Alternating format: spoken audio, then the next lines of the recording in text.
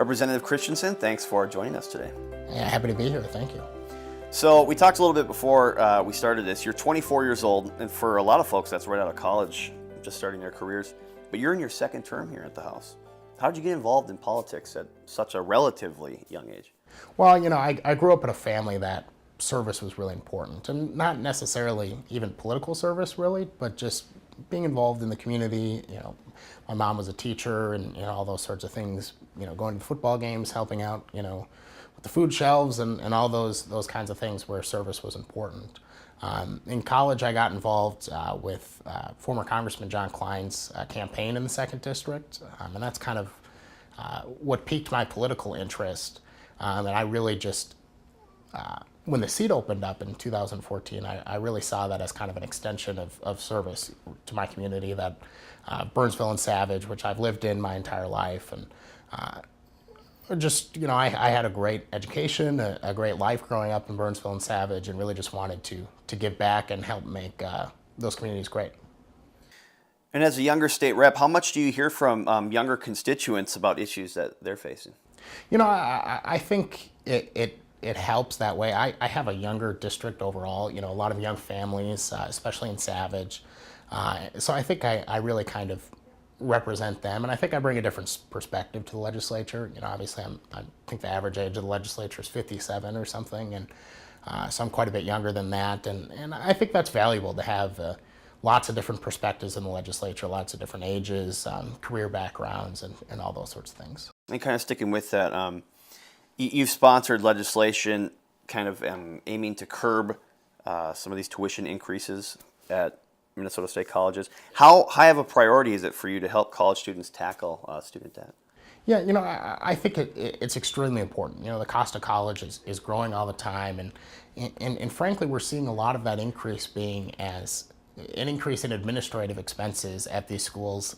Money that isn't even really going towards, classrooms or more professors or more prestigious professors or those kinds of things. They're going towards kind of obscure back of the house administrative positions, and that's a trend that we're seeing all over the United States, but actually even more pronounced in Minnesota and at the University of Minnesota. So really trying to tackle some of those expenses to keep the cost of college under control for Minnesotans. And I saw on your member page a picture of you reading to elementary students. Tell us what that's like, and that must be one of the perks of being state representative. Yeah, I enjoy that a great deal. Actually, I try to, when I'm not here at the legislature, I substitute teach a few days a month in Minneapolis. I'm on the education committee, and education is a huge priority for me. And we have some challenges in education in Minnesota, and there's lots of. When I got here to St. Paul at the beginning, I heard all these people, well, we need to do this or we need to do that, and everybody had a plan, but lots of them really, they were all talk. There's lots of talkers at the legislature, as I think people would expect and know. And I, just kind of wanted to resolve to be more of a doer and somebody who listens and somebody who kind of gets firsthand knowledge. So that's kind of what was the thought behind that of going and teaching Minneapolis. And education-wise, what are some of the other issues that you'd like to see addressed? Yeah, well, I'm very proud of this last session.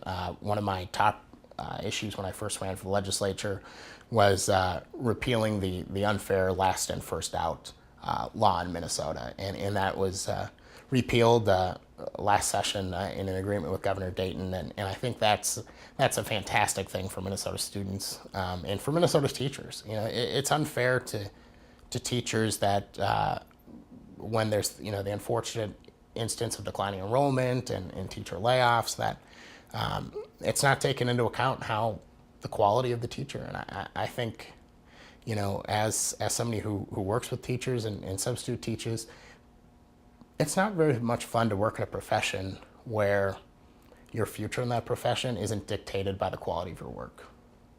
You talked a little bit about your district, 56A, that it's kind of a younger district. Yeah. What are some of the issues that are important to the people? Well, education is definitely a big issue. Another one is roads and bridges, which I'm really proud of what the investment we made this last session. a lot of people in my district work at jobs north of the Minnesota River, so river bridges, 35W bridge, which last session provided the funding for replacing the 35W bridge with more lanes and a more efficient traffic model. And that's really important to people in my district who have, long commute sitting in traffic, and every minute they're not in that commute is more time they can spend with their family and spend with their kids, coaching the baseball team at home.